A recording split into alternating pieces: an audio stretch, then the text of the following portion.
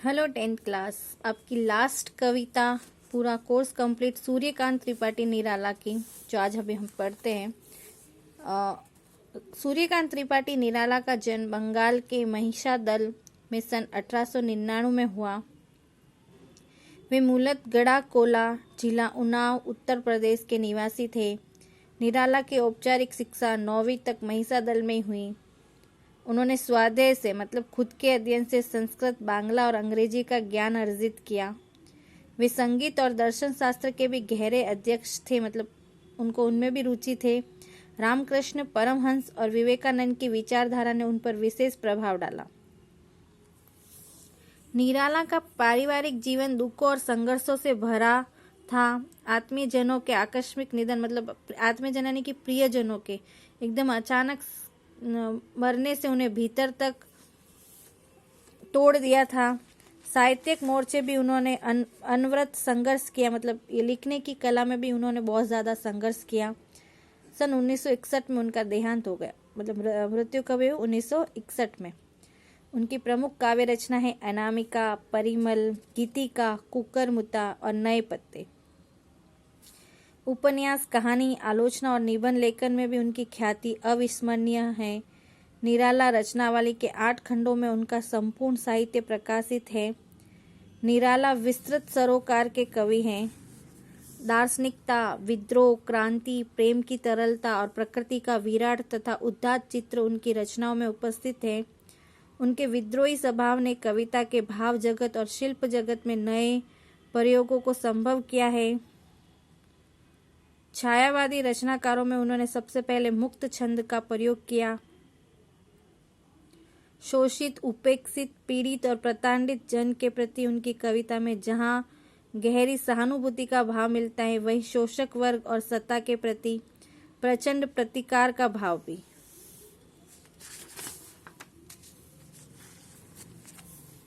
उत्साह एक आह्वान गीत है, मतलब बादलों को आह्वान करने का गीत है जो बादल को संबोधित करता है। बादल निराला का प्रिय विषय है। कविता में बादल एक तरफ पीड़ित प्यासे जन की आकांक्षा को पूरा करने वाला है, तो दूसरी तरफ वही बादल नई कल्पना और नए अंकुर के लिए विध्वंस, विप्लव और क्रांति चेतना को संभव करने वाला है। कवि जीवन को व्यापक और समग्र दृष्टि से देखता है। कविता में ललित कल्पना और क्रांति चेतना दोनों हैं। सामाजिक क्रांति या बदलाव में साहित्य की भूमिका भी महत्वपूर्ण होती है। निराला इसे जीवन और नूतन कविता के संदर्भ में भी देखते हैं। दूसरी कविता है अट नहीं रही। कविता फागुन की मादकता को प्रकट करती है। फागुन मास पता है ना, जो मार्च में आता है होली के टाइम पे। कवि फागुन की सर्वव्यापक सुंदरता को अनेक संदर्भों में देखता है। जब मन प्रसन्न हो तो हर तरफ फागुन का ही सौंदर्य और उल्लास दिखाई पड़ता है। सुंदर शब्दों के चयन एवं लय ने कविता को भी फागुन की तरह सुंदर एवं ललित बना दिए। ठीक है, अब हम कविता पढ़ते। पहली है उत्साह। उत्साह मतलब कि खुशी। उत्साह का मीनिंग क्या होता है? खुशी होना, यानी कि हम किसी भी चीज को देख के कैसे खुश हो जाते हैं। तो इसमें बादलों के बारे में बताया गया कि जब बहुत ज्यादा गर्मी पड़ती है तो हम बादल को देखते तो कैसे खुश होते, अरे भगवान आज तो बारिश होगी, सब और अच्छा ही अच्छा होगा। तो हम बादल को देख के जिस तरीके से खुश होते हैं उसी के द्वारा बताया गया। बादल गरजो घेर घेर घोर गगन धारा धर ओ, मतलब कवि बादल को क्या कह रहे हैं कि बादल गरजो, और कैसे गरजो, पूरे आकाश को घेर लो और जोर जोर से आवाज करो, और आकाश गगन मतलब आकाश में जोर जोर से आवाज करो, और धारा धारो मतलब एक धार होता है ना, आप बोल लगातार बारिश हो रही है, जैसे अपने रूप को धारण करके जोर जोर से बारिश हो। ललित ललित काले घुंघराले बाल कल्पना के से पाले, मतलब कि बादलों को बारे में बताया गया कि बादल कैसे है, अच्छे अच्छे छोटे छोटे घुंघराले बालों जैसे जो छोटे बच्चों के होते हैं ना, वैसे के वैसे ऐसी कल्पना कवि ने की है कि कैसे लग रहे बादल, छोटे छोटे बच्चों के जो घुंघराले घुंघराले बाल होते हैं ना, वैसे ही बादल लग रहे हैं। विद्युत छवि उर में कवि नवजीवन वाले वज्र छिपा नूतन कविता फिर भर दो बादल गरजो।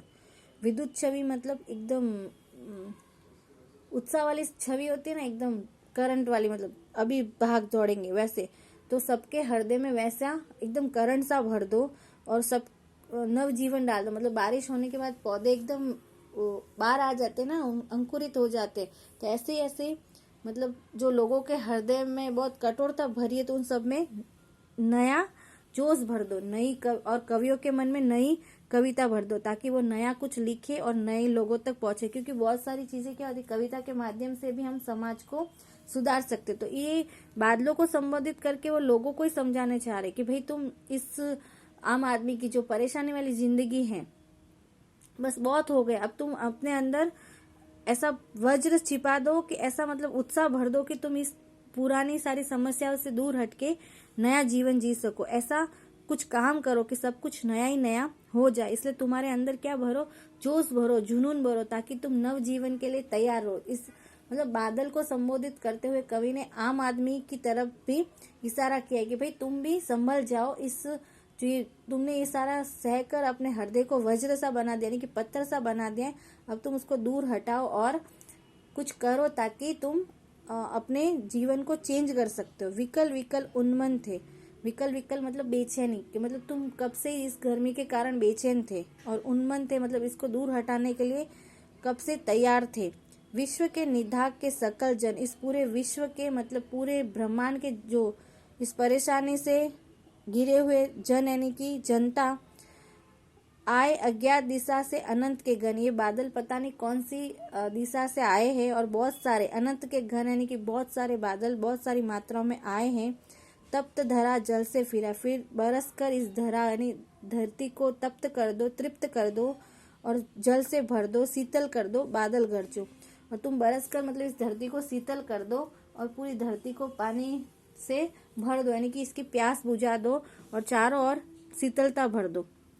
मतलब तुम जो इस पृथ्वी के लोग हो, बहुत सारे टाइम से बहुत सारा परेशान हो, तो इस परेशानी को दूर करो, अपने अंदर ऐसा विश्वास भरो, और इस परेशानियों को दूर करके अपने जीवन में उत्साह भर दो, और फिर से सब और शीतलता कर दो। तो ये था उत्साह।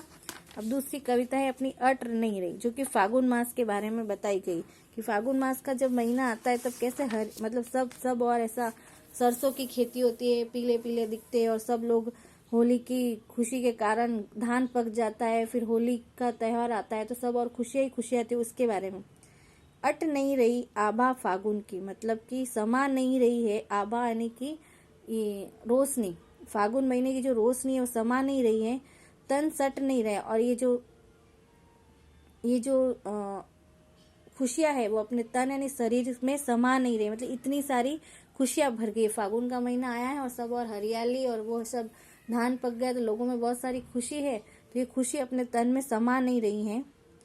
कहीं सांस लेते हो घर घर भर देते, यानी कि फूल जब नए नए खिलते हैं तो क्या करते, सुगंध फैलाते हैं, और ये सुगंध फैलाते तो अपनी जगह से, लेकिन हर घरों में उसकी सुगंध चली जाती है, यानी कि घर घर भर देते हो तुम सुगंध से, सब और सुगंध ही सुगंध होती है ना।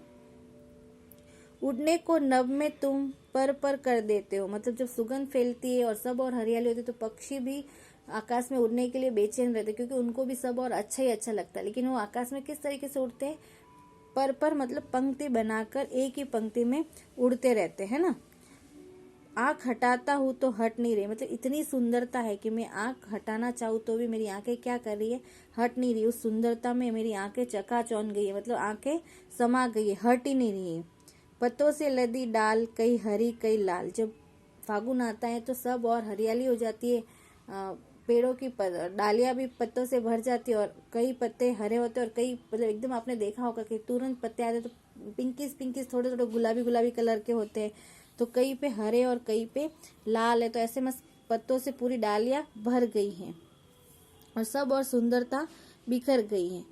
कई पड़ी है उर में मंद गद पुष्पमाला, उर मतलब हृदय में, कहीं पे तुम्हारे पुष्पों की जो माला है वो जो भीनी भीनी खुशबू फैला रहे, वो कई हृदय में पड़ी हुई है, क्योंकि माला बनकर हमने जो फूल उसमें पिरोए, उसकी खुशबू जो है, उसकी महक है जो हमारे हृदय में अभी तक भी समा नहीं रही है, मतलब इतनी सुगंध फैल रही है। पाट पाट शोभाश्री, मतलब पाट पाट यानी कि स्थान स्थान पर तुम्हारे इस फागुन की जो शोभा है वो पट नहीं रही, मतलब किसी में भी समा नहीं रही, इतनी सुंदरता है कि कहीं भी समा नहीं रही है, यानी कि जो फागुन महीने की सुंदरता है वो हर जगह फैली हुई है, कहीं पे भी समा नहीं रही है, सब लोग इसमें खो चुके हैं, इसमें पूरा का पूरा डूब चुके, इसलिए कहीं भी वो शोभा जो सुंदरता है वो कहीं पे भी समा नहीं रही। तो आपकी ये दोनों कविता पूरी हो गई।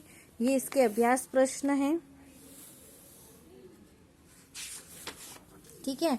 आप एक बार देख लेना, ये शब्द संपदा है और अच्छे से देखना। नहीं समझ में आए तो मुझे वापस पूछना, और आपका कोर्स कंप्लीट हो गया। Thank you.